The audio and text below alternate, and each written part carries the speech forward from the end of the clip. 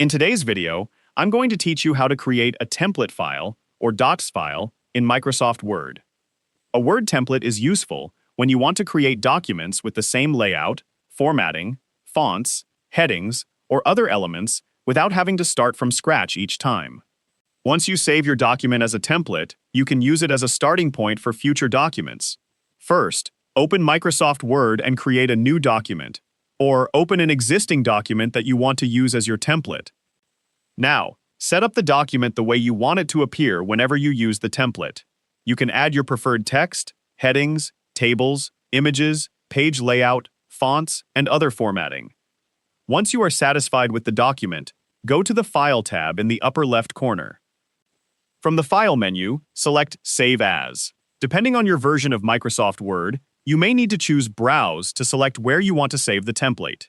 When the Save As window appears, enter a name for your template in the file name box. Next, look for the Save As Type option.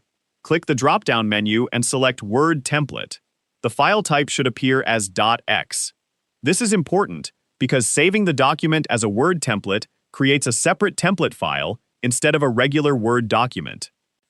After selecting Word Template, choose the folder where you want to save the template, and then click Save.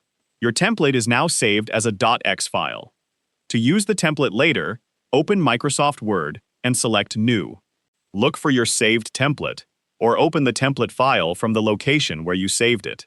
When you create a new document from the template, Word uses the template as the starting point, while keeping the original template available for future use. One useful thing to remember is that changes you make to a document created from the template do not automatically change the original template. This allows you to create multiple documents based on the same design while keeping the template unchanged. So, that's how you can create a .x template file in Microsoft Word. Set up your document with the formatting and content you want, use Save As, select Word Template as the file type, and save the file for future use. If you found this video helpful, let me know in the comments, give it a like, subscribe to the channel,